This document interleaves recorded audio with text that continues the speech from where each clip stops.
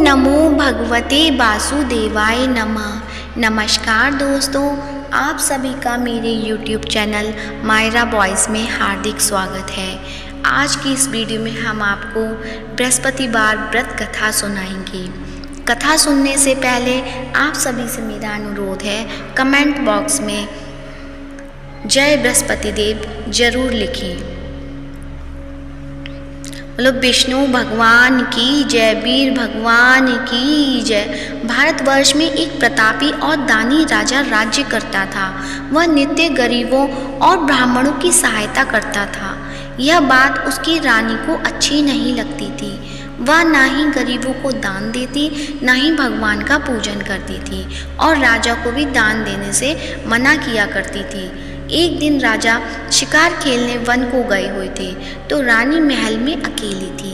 उसी समय बृहस्पति देव साधु वेश में राजा के महल में भिक्षा के लिए गए और भिक्षा मांगी। रानी ने भिक्षा देने से इनकार किया और कहा, हे साधु महाराज, मैं तो दान पुण्य से तंग आ गई हूँ। मेरा पति सारा धन लुटाते रहते हैं। मेरी इच्छा है कि हमारा धन नष्ट हो जाए और फिर न रहेगा बांस, न बजेगी बांसुरी। साधु ने कहा, देवी तुम तो बड़ी विचित्र हो। धन संतान तो सभी चाहते हैं, पुत्र और लक्ष्मी तो पापी के घर भी होनी चाहिए। यदि तुम्हारे पास अधिक धन है तो भूखों को भोजन दो, प्यासों के लिए प्याऊ बनवाओ, मुसाफिरों के लिए धर्मशालाएं खुलवाओ। जो निर्धन अपनी कुंवारी कन्याओं का विवाह नहीं कर सकते, उनका विवाह करा दो। ऐसे और कई काम हैं जिनके करने से तुम्हारा यश लोक परलोक में फैलेगा। परंतु रानी पर उपदेश का कोई प्रभाव न पड़ा। वह बोली, महाराज आप मुझे कुछ न समझाएं। मैं ऐसा धन नहीं चाहती जो हर जगह बांटती फिरूं। साधु ने उत्तर दिया, यदि तुम्हारी ऐसी इच्छा है तो तथास्तु। तुम ऐसा करना कि बृहस्पतिवार को घर लीपकर पीली मिट्टी से अपना सिर धोकर स्नान करना, भट्टी चढ़ाकर कपड़े धोना। ऐसा करने से तुम्हारा सारा धन नष्ट हो जाएगा। इतना कहकर वह साधु महाराज वहाँ से अलोप हो गए। साधु के अनुसार कई बातों को पूरा करते हुए रानी को केवल 3 बृहस्पतिवार ही बीते थे कि उसकी समस्त धन संपत्ति नष्ट हो गई। भोजन के लिए राजा का परिवार तरसने लगा।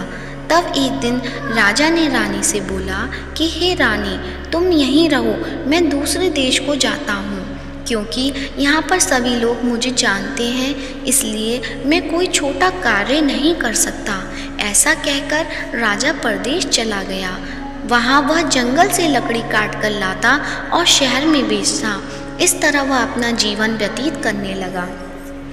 इधर राजा के परदेश जाते ही रानी और दासी दुखी रहने लगी। एक बार जब रानी और दासी को 7 दिन तक बिना भोजन के रहना पड़ा तो रानी ने अपनी दासी से कहा, हे दासी, पास ही के नगर में मेरी बहन रहती है, वह बड़ी धनवान है, तो उसके पास जा और कुछ ले आ ताकि थोड़ी बहुत गुजर बसर हो जाए। दासी रानी की बहन के पास गई। उस दिन गुरुवार था और रानी की बहन उस समय बृहस्पतिवार के व्रत की कथा सुन रही थी। दासी ने रानी की बहन को अपनी रानी का संदेश दे दिया, लेकिन रानी की बड़ी बहन ने कोई उत्तर नहीं दिया। जब दासी को रानी की बहन से कोई उत्तर नहीं मिला तो वह बहुत दुखी हुई और क्रोध भी आया। दासी ने वापस आकर रानी को सारी बात बता दी। सुनकर रानी ने अपने भाग्य को कोसा। उधर रानी की बहन ने सोचा कि मेरी बहन की दासी आई थी, परंतु मैं उससे नहीं बोली, इससे वह बहुत दुखी हुई होगी। कथा सुनकर और पूजन समाप्त करके वह अपनी बहन के घर आई और कहने लगी, हे बहन, मैं बृहस्पतिवार का व्रत कर रही थी। तुम्हारी दासी मेरे घर आई थी, परंतु जब तक कथा होती है तब तक ना तो उठते हैं और ना ही बोलते हैं, इसलिए मैं नहीं बोली। कहो दासी क्यों गई थी? रानी बोली, बहन तुमसे क्या छिपाऊं, हमारे घर में खाने तक को अनाज नहीं था। ऐसा कहते कहते रानी की आंखें भर आईं। उसने दासी समेत पिछले 7 दिनों से भूखे रहने तक की बात अपनी बहन को विस्तार पूर्वक सुना दी। रानी की बहन बोली, देखो बहन, भगवान बृहस्पति देव सबकी मनोकामना पूर्ण करते हैं। देखो, शायद तुम्हारे घर में अनाज रखा हो। पहले तो रानी को विश्वास नहीं हुआ, पर बहन के आग्रह करने पर उसने अपनी दासी को अंदर भेजा तो उसे सचमुच अनाज से भरा एक घड़ा मिल गया। यह देखकर दासी को बड़ी हैरानी हुई। दासी रानी से कहने लगी, हे रानी, जब हमको भोजन नहीं मिलता तो हम व्रत ही तो करते हैं, इसलिए क्यों ना इनसे व्रत और कथा की विधि पूछ ली जाए ताकि हम भी व्रत कर सकें। तब रानी ने अपनी बहन से बृहस्पतिवार का व्रत करने के बारे में पूछा। उसकी बहन ने बताया, बृहस्पतिवार के व्रत में चने की दाल और मुनक्का से विष्णु भगवान का केले की जड़ में पूजन करें तथा दीपक जलाएं, व्रत कथा सुने और पीला भोजन ही करें। इससे बृहस्पति देव प्रसन्न होते हैं। व्रत और पूजन विधि बताकर रानी की बहन अपने घर लौट आई। 7 दिन के बाद जब गुरुवार आया तो रानी और दासी ने व्रत रखा।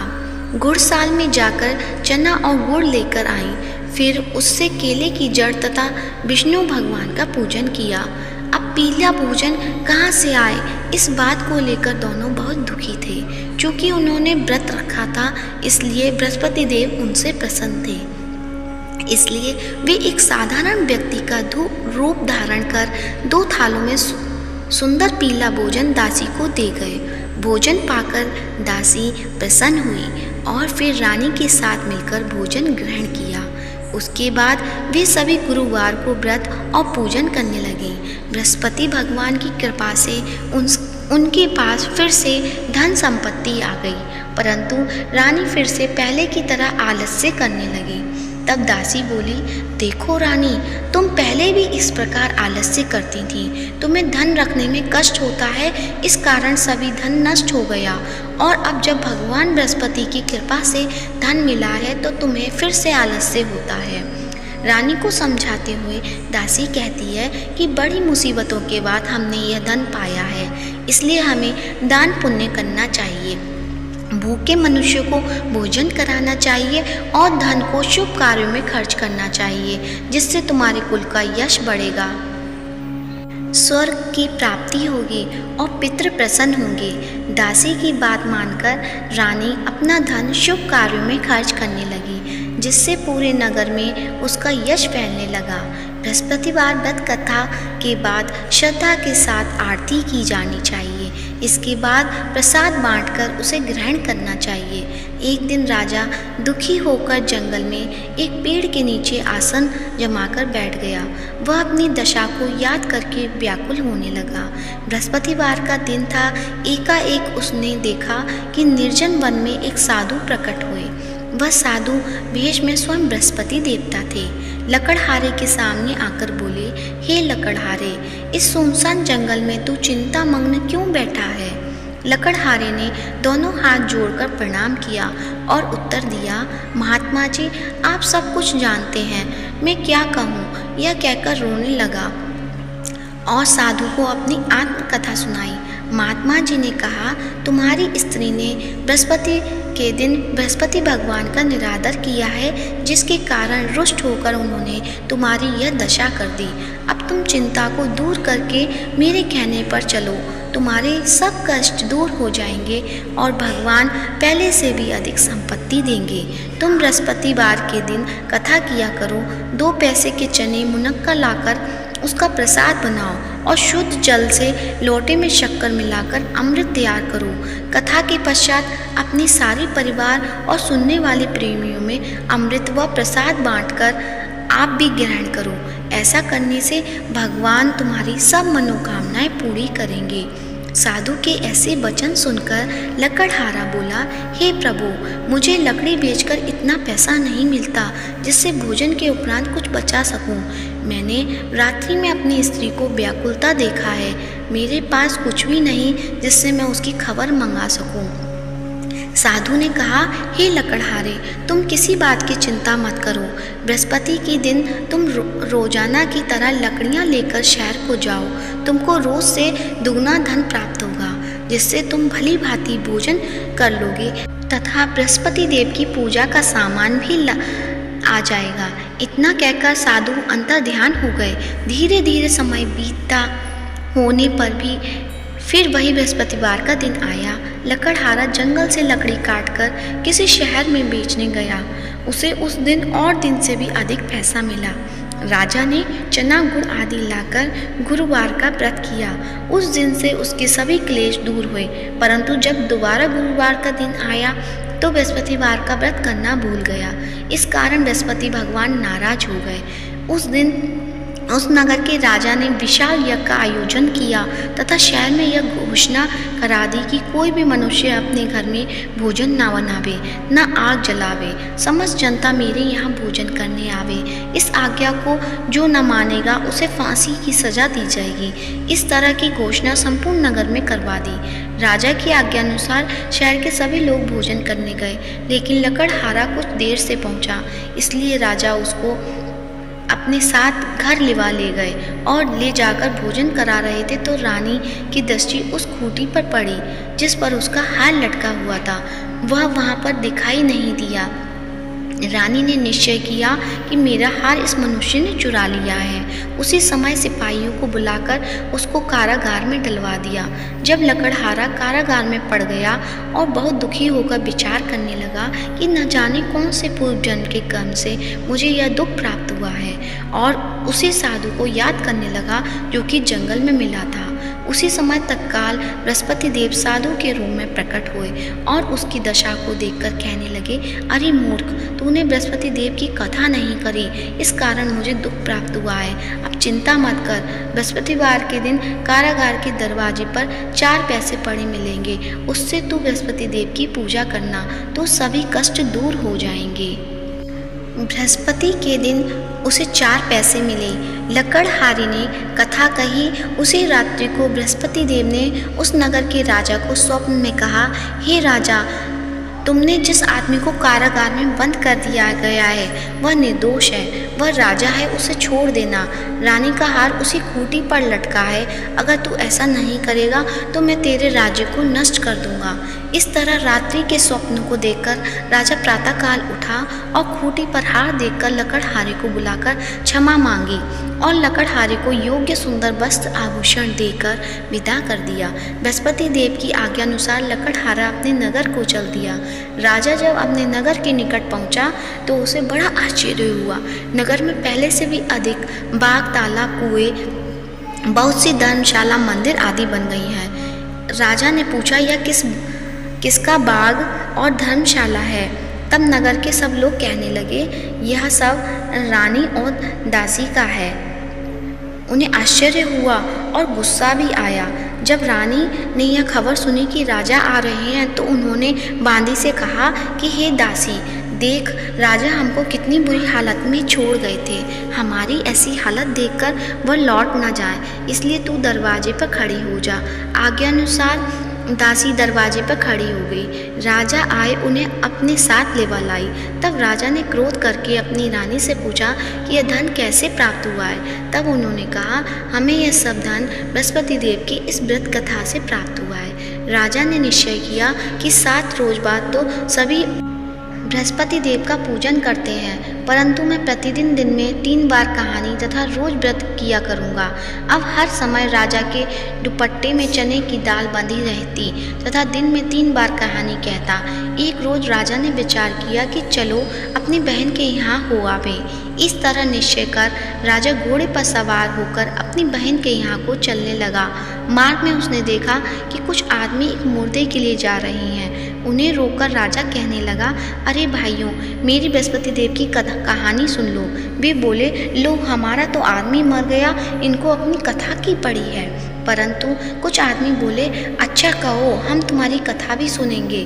राजा ने दाल निकाली और जब कथा आदि हुई कि मुर्दा हिलने लग गया, और जब कथा समाप्त हो गई तो राम राम करके मनुष्य उठकर खड़ा हो गया। आगे मार्ग में उसे एक किसान खेत में हल चलाता मिला। राजा ने उसे देख और उससे बोला, अरे भैया, तुम मेरी बृहस्पतिवार की कथा सुन लो। किसान बोला, जब तक मैं तेरी कथा सुनूंगा तब तक 4 हरिया जोत लूँगा। जा अपनी कथा किसी और को सुनाना। इस तरह राजा आगे चलने लगा।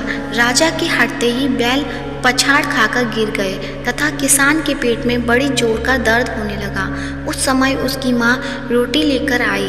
उसने जब यह देखा तो अपने पुत्र से सब हाल पूछा और बेटे ने सभी हाल कह दिया। तो बुढ़िया दौड़ी दौड़ी उस घुड़सवार के पास गई और उससे बोली कि मैं तेरी कथा सुनूंगी, तो अपनी कथा मेरे खेत पर चलकर ही कहना। राजा ने बुढ़िया के खेत पर जाकर कथा कही, जिसके सुनते ही वह बैल उठ खड़े हुए तथा किसान के पेट का दर्द भी बंद हो गया। राजा अपनी बहन के घर पहुंचा। बहन ने भाई की खूब मेहमानी की। दूसरे रोज प्रातःकाल राजा जगा तो वह देखने लगा कि सब लोग भोजन कर रहे हैं। राजा ने अपनी बहन से कहा, ऐसा कोई मनुष्य है जिसने भोजन नहीं किया हो? मेरी बृहस्पतिवार की कथा सुन ले। बहन बोली, हे भैया, यह देश ऐसा ही है कि पहले यहाँ लोग भोजन करते हैं, बाद में अन्य काम करते हैं। अगर कोई पड़ोस में हो तो देख आऊं। वह ऐसा कहकर देखने चली गई, परंतु उसे कोई भी ऐसा व्यक्ति नहीं मिला जिसने भोजन ना किया हो। अतः वह एक कुम्हार के घर गई जिसका लड़का बीमार था। उसे मालूम हुआ कि उसके यहाँ 3 रोज से किसी ने भोजन नहीं किया है। रानी ने अपने भाई की कथा सुनने के लिए कुम्हार से कहा। वह तैयार हो गया। राजा ने जाकर बृहस्पतिवार की कथा कही, जिसको सुनकर उसका लड़का ठीक हो गया। अब तो राजा की प्रशंसा होने लगी। एक रोज राजा ने अपनी बहन से कहा कि हे बहन, हम अपने घर जाएंगे, तुम भी तैयार हो जाओ। राजा की बहन ने अपनी सास से कहा। सास ने कहा, हाँ चली जा, परंतु अपने लड़के को मत ले जाना, तेरे भाई की कोई औलाद नहीं है। बहन ने अपने भैया से कहा, हे भैया, मैं तो चलूँगी पर बालक नहीं जाएगा। राजा बोला, जब कोई बालक नहीं चलेगा तब तुम ही क्या करोगी? बड़े दुख मन से राजा अपने नगर को लौट आया। राजा ने अपनी रानी से कहा, हम निर्वंशी हैं, हमारा मुंह देखने का धर्म नहीं है और कुछ भोजन आदि नहीं किया। रानी बोली, हे प्रभु, बृहस्पति देव ने हमें सब कुछ दिया है, वह हमें औलाद अवश्य देंगे। उसी रात बृहस्पति देव ने राजा से स्वप्न में कहा, हे राजा, उठ, सभी सोच त्याग दे, तेरी रानी गर्भ से है। राजा की यह बात सुनकर बड़ी खुशी हुई। 9वें महीने में उसके गर्भ से एक सुंदर पुत्र पैदा हुआ। तब राजा बोला, हे रानी, स्त्री बिना भोजन के रह सकती है पर बिना कहे नहीं रह सकती। जब मेरी बहन आवे तुम उससे कुछ कहना मत। रानी ने सुनकर हाँ कर दिया। जब राजा की बहन ने यह शुभ समाचार सुना तो वह खुश हुई तथा बधाई लेकर अपने भाई के यहाँ आई। तभी रानी ने कहा, घोड़ा चढ़कर तो नहीं आई, गधा चढ़ी आई। राजा की बहन बोली, भाभी, मैं इस प्रकार न कहती तो तुम्हें औलाद कैसे मिलती? बृहस्पति देव ऐसे ही हैं, जैसे जिसके मन में कामना है सभी को पूर्ण करते हैं। जो सद्भावना पूर्वक बृहस्पतिवार का व्रत करता है और कथा पढ़ता है अथवा सुनता है, दूसरों को सुनाता है, बृहस्पति देव उसकी सभी मनोकामना पूर्ण करते हैं। भगवान बृहस्पति देव उसकी सदैव रक्षा करते हैं। संसार में जो मनुष्य सद्भावना पूर्वक से भगवान जी का पूजन व्रत सच्चे हृदय से करते हैं, उनकी सभी मनोकामनाएं पूर्ण करते हैं। जो सच्ची भावना से रानी और राजा ने उनकी कथा का गुणगान किया तो उनकी सभी इच्छाएं बृहस्पति देव जी ने पूर्ण की थी। इसलिए पूर्ण कथा सुनने के बाद प्रसाद लेकर जाना चाहिए। हृदय से उनका मनन करते हुए जयकारा बोलना चाहिए। बोलो बृहस्पति देव की जय, भगवान विष्णु की जय। तो आइए अब सुनते हैं बृहस्पति देव की आरती। ओम जय बृहस्पति देवा, स्वामी जय बृहस्पति देवा। छिन छिन भोग लगाऊं, कदली फल मेवा। ओम जय बृहस्पति देवा, ओम जय बृहस्पति देवा। तुम पूर्ण परमात्मा, तुम अंतर्यामी, जगत पिता जगदीश्वर तुम सबके स्वामी, ओम जय बृहस्पति देवा। चरणामृत निज निर्मल सब पातक हरता, स्वामी सब पातक हरता। सकल मनोरथ दायक कृपा करो भरता, ओम जय बृहस्पति देवा। तन मन धन अर्पण कर जो जन शरण पड़े, स्वामी जो जन शरण पड़े। प्रभु प्रकट तब होकर आकर द्वारी खड़े, ओम जय बृहस्पति देवा। दीन दयाल दयानिधि भक्तन हितकारी, पाप दोष सब हरता भव बंधन हारी, ओम जय बृहस्पति देवा। सकल मनोरथ दाय सब संशय हारो, स्वामी सब संशय हारो। विषय विकार मिटाओ संतन सुखकारी, ओम जय बृहस्पति देवा। जो कोई आरती तेरी प्रेम सहित गावे, स्वामी भक्त सहित गावे। जेठानंद वंद सो निश्चय छुट जावे, ओम जय बृहस्पति देवा। स्वामी जय बृहस्पति देवा, स्वामी जय बृहस्पति देवा। सब बोलो विष्णु भगवान की जय हो। प्रेम से बोलो बृहस्पति देव भगवान की जय हो। यदि आज की वीडियो पसंद आई हो तो वीडियो को लाइक करें, शेयर करें, कमेंट करें और कमेंट बॉक्स में विष्णु भगवान की जय हो या जगत के पालनहार की जय हो अवश्य लिखें। और साथ ही मायरा बॉयज़ चैनल को सब्सक्राइब करें और हमारे